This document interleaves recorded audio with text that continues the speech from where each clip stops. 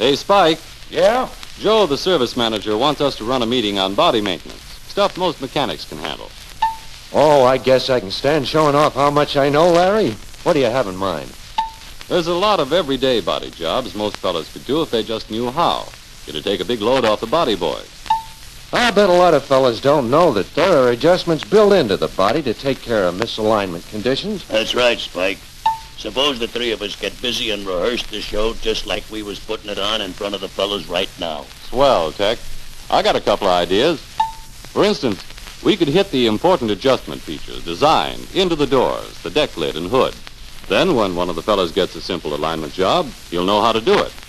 Is that why you've been monkeying around with this car? Yeah, that's going to be a good prop. Of course, I exaggerated the conditions for demonstration.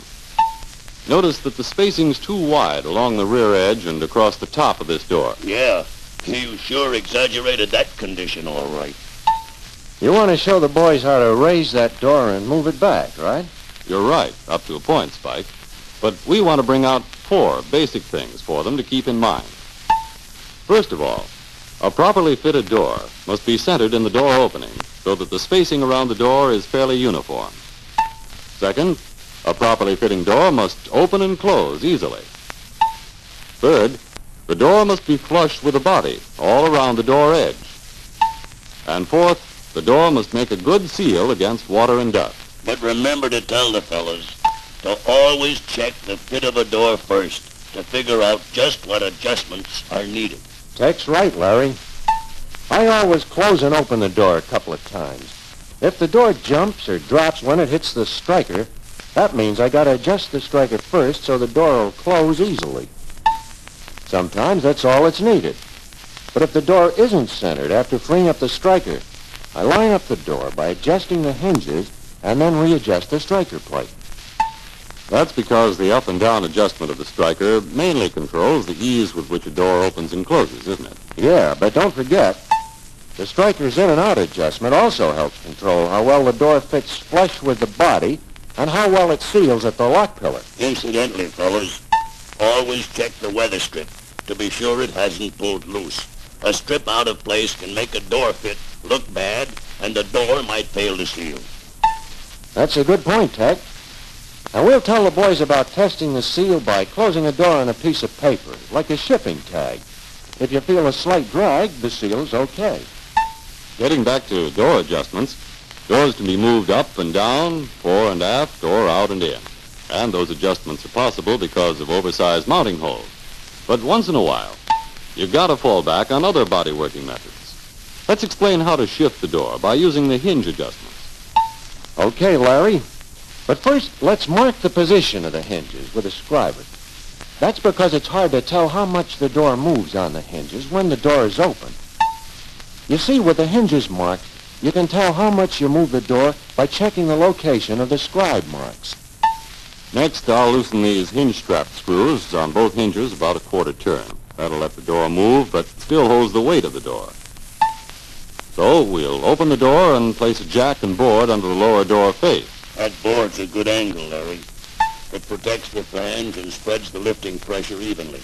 It also gives you a good control on how far you actually raise the door. Right, Tech. Then raise the door and watch the scribe marks until you get the same spacing between the marks and hinge straps that you want at the top of the door. Then I adjust the striker to give the door a very slight lift.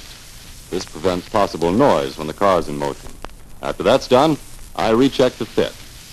Now, to move the door away from the fender and cowl, we'd use a fiber block as a wedge at the hinge pillar. Closing the door against the block wedges the door back. Yeah, but don't forget that all this wedging and prying is done with the screws slightly loose. Oh, sure, Ted. A quarter turn's enough. Then I check the front to rear spacing of the door after wedging to see if the door moved enough to center itself in the opening. That winds up centering the door. Okay. Now suppose the front door was out too far at the front edge. You'd loosen the hinge pocket attaching screws and adjust the door flush with the cowl and rear edge of the fender.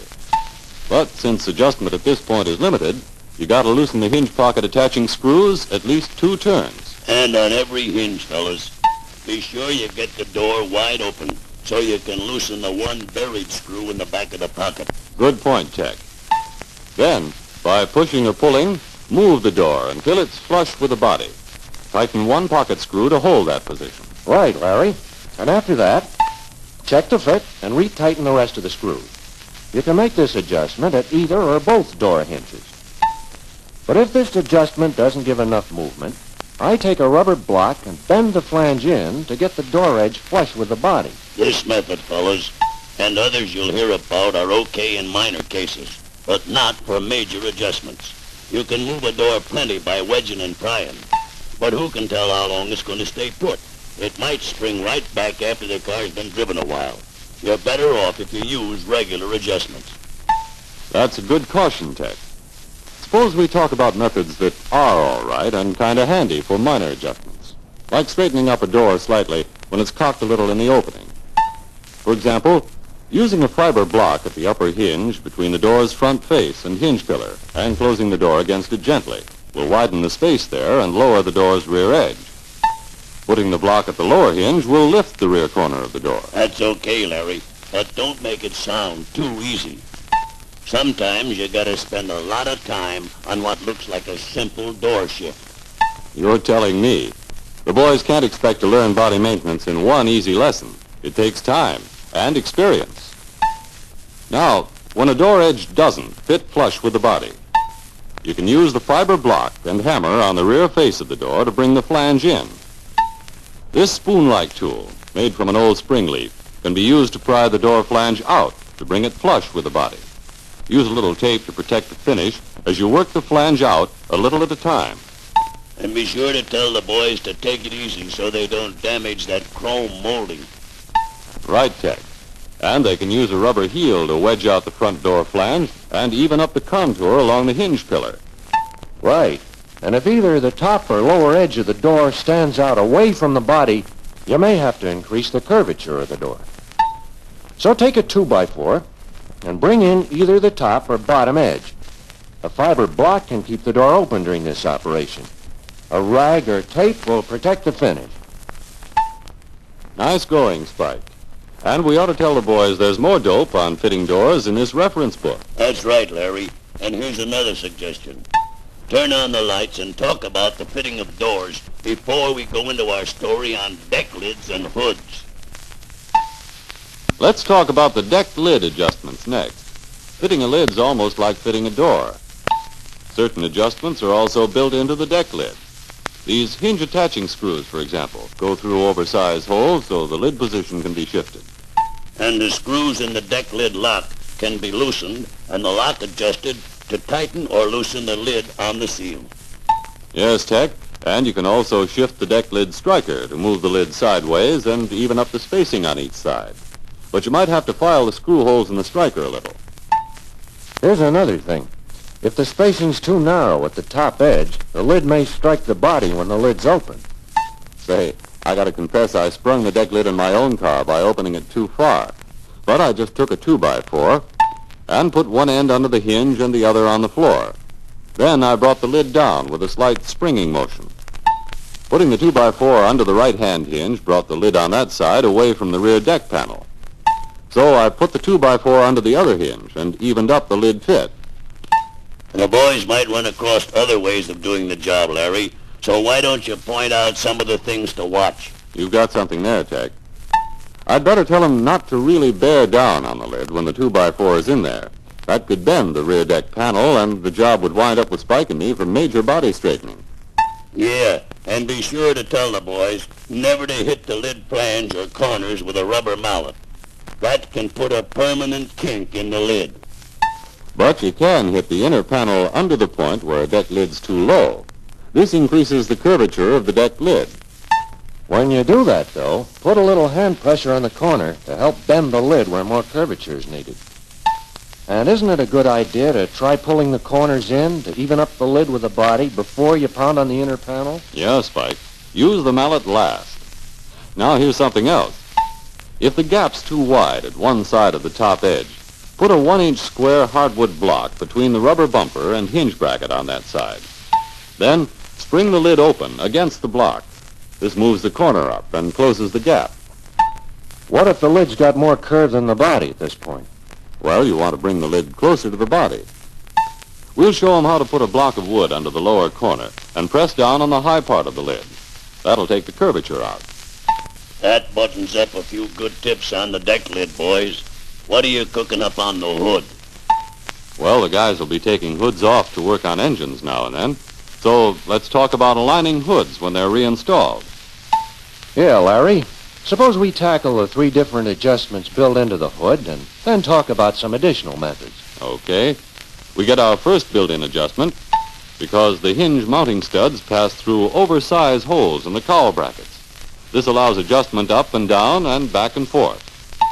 Second, there are lateral slots in the sides of the hood where the hinges are attached. These let you adjust the spacing between the hood and fenders. And last, the latch dowel is threaded so it can be made shorter or longer to control the spacing between the hood and grill. Nice going, Larry. Now, to get fore and aft adjustment, you open the hood and on each side, loosen this hinge attaching hex nut about a quarter turn.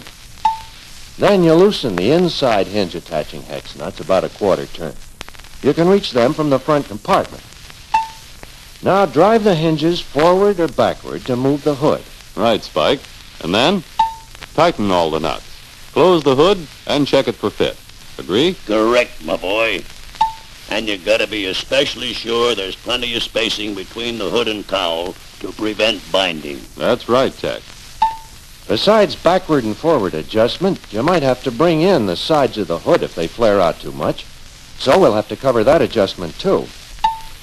Open the hood and loosen the screws in the lateral slots on the sides at the back end of the hood. Then push the hood inward until it fits properly in the opening and tighten the screws. You run the beam, Spike. But what if it takes a hard slam to lock the hood? Or if the fit is too tight at the front? Why, I just lengthen the dowel by loosening the lock nut and turning the dowel counterclockwise. Then I tighten the lock nut. And if the hood fits too loosely, as shown by a wide gap above the grill, shorten the dowel and tighten the lock nut.